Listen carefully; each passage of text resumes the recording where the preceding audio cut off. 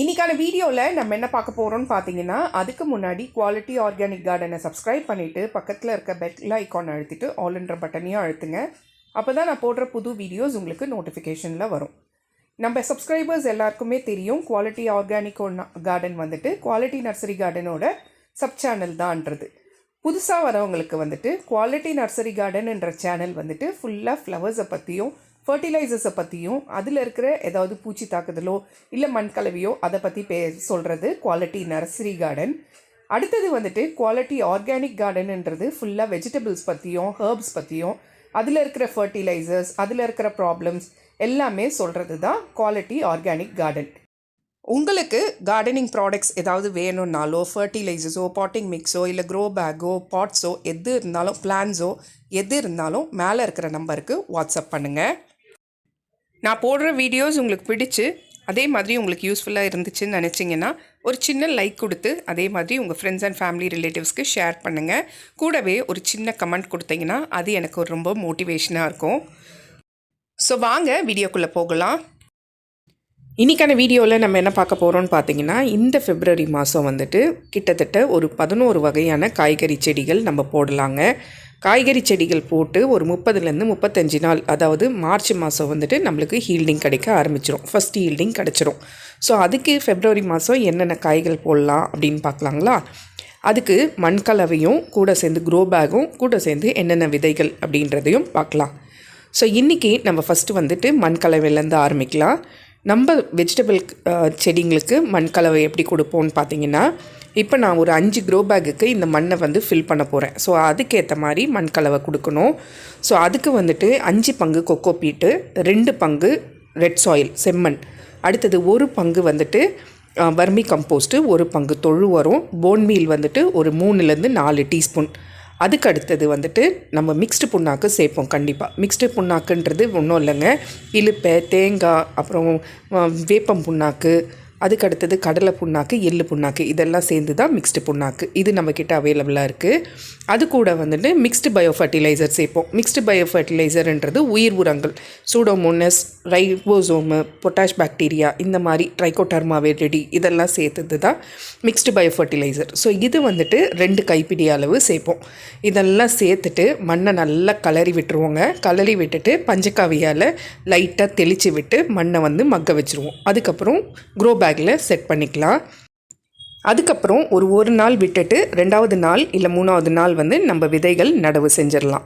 So இதான் நம்மளோட ப்ராப்பரான மண்கலவை எப்போவுமே கொடுக்கறது காய்கறி செடிக்கு. எப்போவுமே இந்த மண்கலவை மட்டும்தான் நம்ம காய்கறி செடிக்கு யூஸ் பண்ணிகிட்ருப்போம். அடுத்தது க்ரோ பேக்குன்னு பார்த்திங்கன்னா, க்ரோ பேக் வந்துட்டு 12க்கு 12, 9க்கு 9, 15க்கு 15 இதெல்லாம் வந்துட்டு நார்மல் கத்திரிக்காய், வெண்டைக்காய், பாவக்காய், பீர்க்கங்காய், தக்காளி, பச்சை மிளகா இதுக்கெல்லாம் வைக்கலாம்.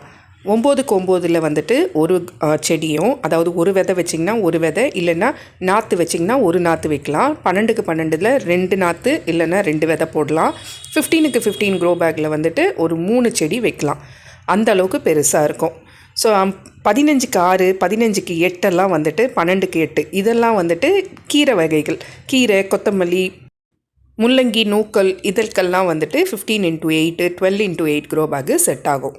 ஸோ அடுத்தது பார்த்திங்கன்னா விதைகள் அப்படின்னு பார்த்தீங்கன்னா, விதைகள் வந்துட்டு நான் ஏற்கனவே சொன்னேன் இல்லைங்களா, 11 வகையான விதைகள் வந்துட்டு நம்ம நடவு செய்யலான்னு சொல்லி. அதில் வந்து நம்ம ஃபஸ்ட்டு பார்க்க போகிறது என்னதுன்னு பார்த்தீங்கன்னா, பாவக்காய் விதை தாங்க. பாவக்காய் விதை வந்துட்டு எல்லா சீசன்லேயும் வளரக்கூடிய ஒரு பிளான்ட்டு. நம்ம வந்து ஒரு க்ரோ பேக்குக்கு, இப்போ இந்த க்ரோ பேக் வந்துட்டு நான் 15x6 க்ரோ பேக் எடுத்துக்கிறேன். இதில் வந்துட்டு ஒரு 3 விதை போட்டு விடுறேன்.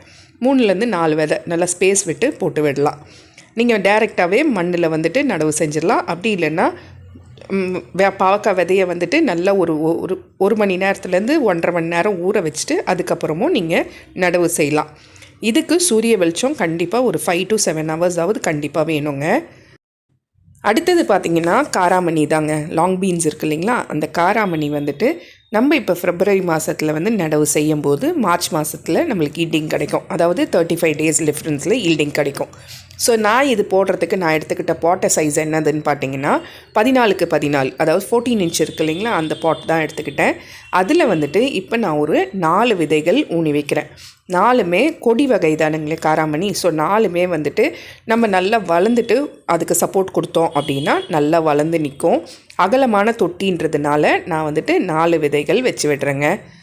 ஸோ வளர்ந்து இந்த மாதிரி நல்ல லாங்காக பீன்ஸ் கிடைக்கும். ஸோ அது வந்துட்டு ஃபஸ்ட்டு ஈல்டிங் அப்படின்னு பார்த்தீங்கன்னா 35 டேஸ்லேருந்து 40 டேஸ்க்குள்ளே உங்களுக்கு ஃபஸ்ட்டு ஈல்டிங் கிடச்சிரும்.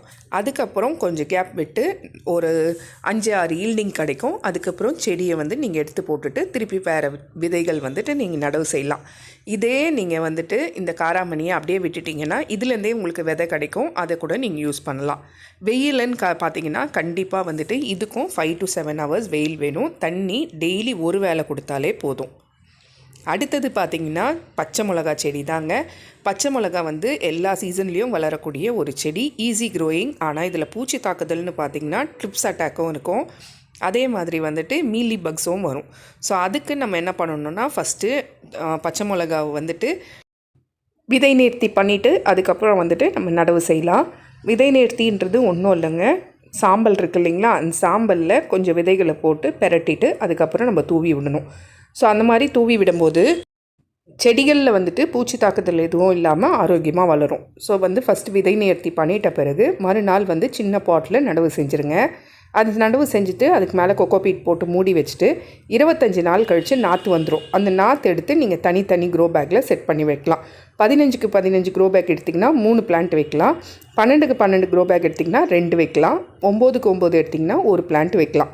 ஸோ இது நல்லா ஸ்டெம் நல்லா பெருசாக வளர்ந்து அதுக்கப்புறம் உங்களுக்கு பச்சை மிளகா கொடுக்க ஆரம்பிக்கும். ஃபர்டிலைசர்னு பார்த்தீங்கன்னா நார்மலாக நம்ம பஞ்சகாவிய, மீன் அமிலம், அரிசி கழுவுற தண்ணி, பருப்பு கழுவுற தண்ணி, அப்புறம் வந்துட்டு மிக்ஸ்டு புண்ணாக்கு ஃபர்டிலைசர் ஏதாவது ஒன்று நம்ம ரெகுலராக கொடுக்கலாம். 15 டேஸ் கேப்பில் கொடுக்கணும். வெயில் பார்த்திங்கன்னா கம்பல்சரி இதுக்கு 8 hours வெயில் இருக்கணுங்க.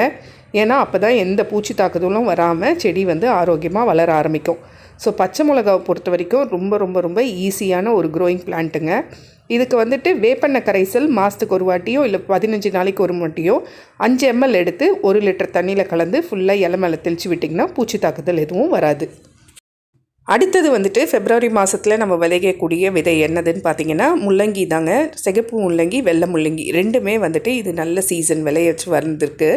ஸோ அதுக்கு வந்துட்டு நீங்கள் 15x8 க்ரோ பேக் இல்லைனா 12x8 அகலமான கீரை பேக்கில் எடுத்துகிட்டு நீங்கள் நார்மலாக விதைகளை வந்து ஒரு 2 விதை விட்டு கேப் விட்டு போட்டு விட்டிங்கன்னா ஒரு 45 டேஸ்லேருந்து 50 டேஸ்க்குள்ளே உங்களுக்கு முதல் அறுவடை கிடச்சிரும். முள்ளங்கிக்கு உரங்கள்னு பார்த்தீங்கன்னா 15 நாளைக்கு ஒரு முறை மண்புழு உரமும் 15 நாளைக்கு ஒரு முறை கவு மெனியரும் கொடுத்துட்டு வந்தாலே போதும், நல்ல ஒரு ஹீல்டிங் கிடைக்கும். அதுக்கு அடுத்தது பார்த்திங்கன்னா புடலங்காய் தான். ஸ்னேக் கார்டு இருக்குது இல்லைங்களா, அந்த ஸ்னேக் கார்டு வந்துட்டு இப்போ பிப்ரவரி மாதத்தில் நல்ல ஒரு வளர்ச்சி இருக்கும். மார்ச்சுக்கெல்லாம் வந்துட்டு நல்ல ஒரு க்ரோத் இருக்கும். ஃபஸ்ட்டு ஹார்வெஸ்டிங்கும் உங்களுக்கு கிடச்சிரும். ஸோ அதை வந்துட்டு இதே மாதிரி விதை நேர்த்தி பண்ணிவிட்டு, அதாவது ஒரு மணி நேரம் தண்ணியில் ஊற வச்சுட்டு அதுக்கப்புறம் நீங்கள் நடவு செய்யலாம். இல்லைன்னா டைரெக்டாக நடவு செய்யலாம். டைரெக்டாக நடவு செஞ்சால் 10 நாளுக்குள்ள நீங்கள் வந்துட்டு உங்களுக்கு க்ரோத் கொடுக்கும். விதை நேர்த்தி பண்ணிவிட்டு அதுக்கப்புறம் விதையை வந்துட்டு நீங்கள் மண்ணில் வச்சிங்கன்னா ஒரு 5 நாள்லேருந்து 6 நாளுக்குள்ளே உங்களுக்கு வந்து விதை வந்து முளைச்சி வர ஆரம்பிச்சிடும். ஸோ அதுக்கப்புறம் வந்துட்டு மார்ச் எண்டில் தான் உங்களுக்கு வந்து காய் கொடுக்க ஆரம்பிக்கும். ஃபர்டிலைசர்ஸ்னு பார்த்திங்கன்னா நம்ம நார்மலாக யூஸ் பண்ணுற காய்கறி கழுவுற தண்ணி, அதுக்கடுத்தது ஆர்கானிக் மென்யூர், கவு மென்யூர், வர்மி கம்போஸ்ட், பஞ்சகாவியா, மீன் அமிலம் இதெல்லாமே கொடுக்கலாம். பூச்சி தாக்குதல்னு பார்த்திங்கன்னா பெருசாக எதுவும் இருக்காது இதில். அப்படியே பூச்சி தாக்குதல் இருந்தாலும் வேப்பெண்ணெய் கரைசல் 15 நாளைக்கு ஒரு முறை கொடுத்திங்கன்னா பூச்சி தாக்குதல் எதுவும் வராது. அதுக்கடுத்தது பார்த்திங்கன்னா வெண்டைக்காய் தான். ஈஸி க்ரோயிங் பிளான்ட்டு, பிகினர்ஸ் கூட ஈஸியாக வந்துட்டு நீங்கள் விளை வச்சு எடுக்கக்கூடிய ஒரு அறுவடை எதுன்னு பார்த்தீங்கன்னா அது வெண்டைக்காய் தான். 30 நாள்லேருந்து 35 நாளைக்குள்ளே உங்களுக்கு ஃபஸ்ட்டு அறுவடையாக காய் கிடச்சிரும். அதுக்கப்புறம் ஒரு 5 நாள் கேப்பில் வந்துட்டு உங்களுக்கு ரெகுலராகவே உங்களுக்கு அறுவடை கிடைக்க ஆரம்பிச்சிடும். ஒரு ட்ராபேக் வெண்டைக்காயில் என்னன்னு பார்த்தீங்கன்னா 3 நாளைக்கு ஒரு முறை அறுவடை எடுத்துருங்க. அது எடுக்கலைன்னா கொஞ்சம் முத்தி போயிடும். அதனால் அதை மட்டும் நம்ம பார்த்துட்டு எடுத்தால் போதும், எலசாக கிடைக்கும் காய். வெயிலுன்னு பார்த்திங்கன்னா 5 to 8 hours வந்துட்டு கண்டிப்பாக வெயில் வேணும். ஃபர்டிலைசர்ஸ் நார்மலாக நம்ம கொடுக்குற ஃபர்டிலைசர்ஸ் தான். ஆனால் வெண்டைக்காவை பொறுத்த வரைக்கும் எந்த ஒரு பூச்சி தாக்குதலும் அண்டாது. க்ரோத்தும் நல்ல ஒரு ஆரோக்கியமான க்ரோத் இருக்கும். ஸோ அடுத்ததாக நம்ம பார்க்க போகிறது என்னதுன்னு பார்த்தீங்கன்னா அரைக்கீரை தாங்க. ஸோ அரைக்கீரை வந்துட்டு பொதுவாக மார்ச் மாதம் வெயிலுக்கு வரும்போது போடுவாங்க. ஆனால் ஃபெப்ரவரி எண்டுக்குள்ளே நீங்கள் போட்டிங்கன்னா உங்களுக்கு மார்ச் 30 நாளில் உங்களுக்கு அறுவடை கிடைக்கிறதுக்கு கரெக்டாக இருக்கும். ஒரு 3 வாட்டி அறுவடை வரும். அதுக்கப்புறம் வந்துட்டு உங்களுக்கு இலைகள்லேருந்து வந்து விதைகள் வர ஆரம்பிச்சிடும். ஸோ 3 அறுவடைக்கு செடி வந்து கரெக்டாக இருக்கும்.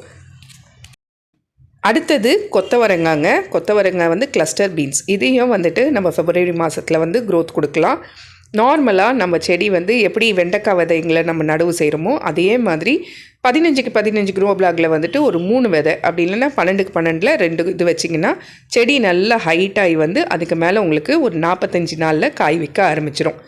எல்லா செடிக்குமே கம்பல்சரி வெயில் வேணுங்க. நிழலில் வச்சு எந்த செடியும் வளர்க்க முடியாது.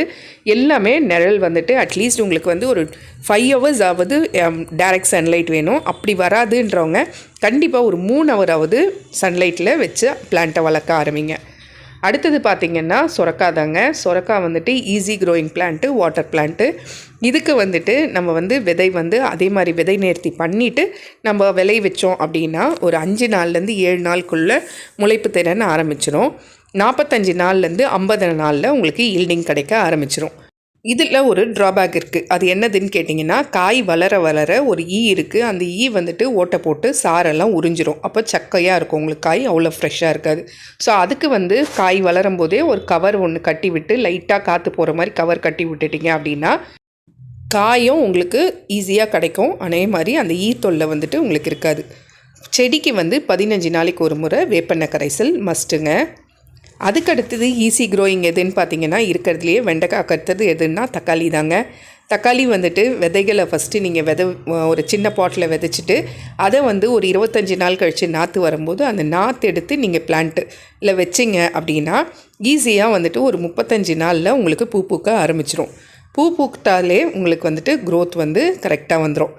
தக்காளிக்கு என்ன ஃபர்டிலைசர் கொடுக்கலான்னா, முட்டை ஓடு கொடுக்கலாம், டீ தூள் கொடுக்கலாம். அதுக்கடுத்தது வந்துட்டு சுடோமோனஸ் இருக்கு இல்லைங்களா, அதை ஒரு ஸ்பூன் எடுத்து தண்ணியில் 1 லிட்டர் தண்ணியில் கலந்து அதை வந்து வேர் வழியாகவும் கொடுத்து விடலாம். ஃப்ளாயிலர் ஸ்ப்ரேயும் பண்ணி விடலாம். இதெல்லாம் பண்ணும்போது தக்காளி வந்து நல்ல ஒரு பெருசாகவும் இருக்கும், கலர்ஃபுல்லாக இருக்கும், அதே மாதிரி க்ரோத்தும் நல்லா இருக்கும்.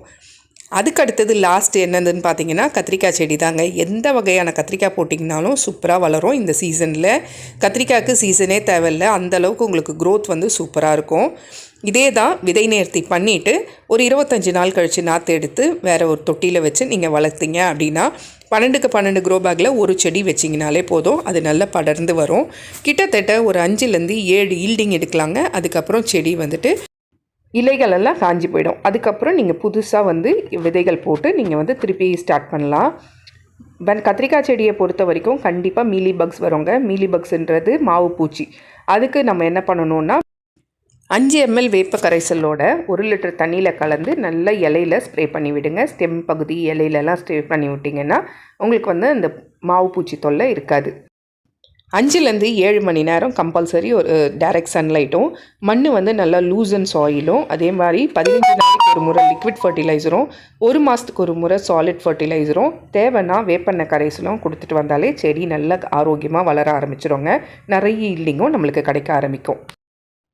குவாலிட்டி ப்ராடக்ட்ஸுன்ற நேமில் நம்மளோட பொருட்கள் வீட்லேயே தயாரித்து ரெடி பண்ணிகிட்ருக்கோம். ஹோம்மேட் ப்ராடக்ட்ஸ், நலங்கு மாவு, சீயக்காய் பொடி, மருதாணி பொடி, செம்பருத்தி பொடி, நெல்லிக்காய் பொடி ரெடி பண்ணிருக்கோம். தலைமுடிக்கும் அதே மாதிரி முகத்துக்கும் உடம்புக்கும்.